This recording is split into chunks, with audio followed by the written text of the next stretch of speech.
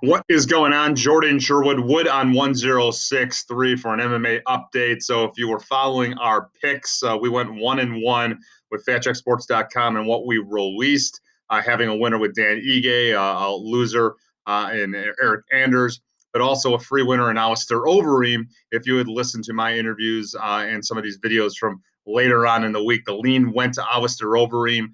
The guy has shown it time and time again to grow into being a patient and cerebral fighter as opposed to the headhunter from earlier on in his career. And that's exactly what he was. And I think all of his sports fans, mixed martial arts fans, were really rooting for Walt Harris.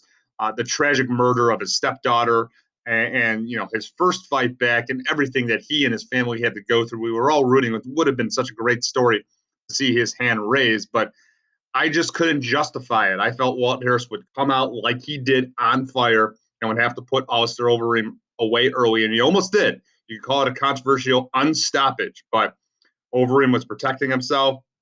He got the feet back to his feet, and then landed that beautiful timing head kick and ground and pound, finish to claim the victory over Walt Harris. The guy at 40 years old is still a title contender. It's very scary to think of that. So had that free winner for you if you followed it.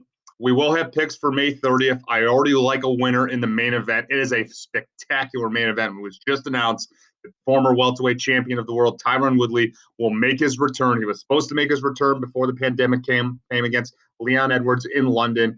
That fight didn't take place. So he returns after over, say, a year layoff to take on the surging Gilbert Burns, who has won 5 fights in a row, 2 finishes in those victories. He's won also 7 of his last 8. Been uber impressive.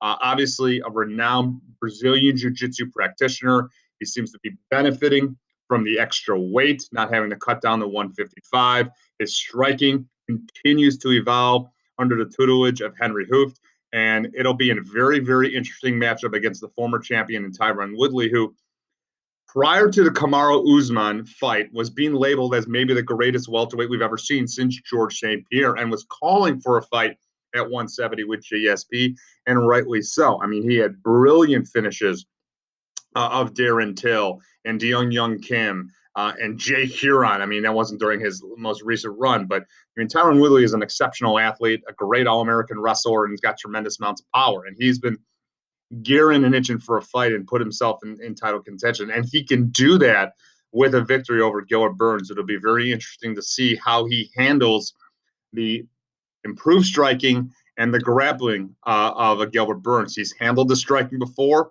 Obviously, 1-0-1 against Stephen Wonderboy Thompson, who's a prolific striker, and he's handled the grappling of some of the best.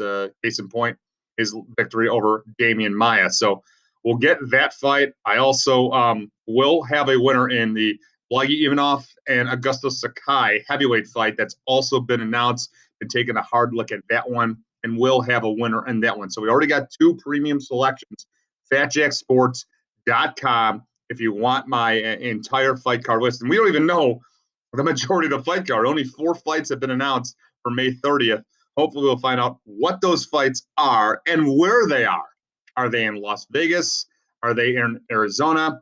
They're not going to be at Fight Island. That's not quite ready yet, but anxiously anticipating when we get that debut for Fight Island. So until that, we'll keep some videos rolling. We'll have more and more fight picks as the fight gets announced. But FatJackSports.com will certainly have 2 fight picks for you for May 30th when the UFC returns to action. Talk to you soon.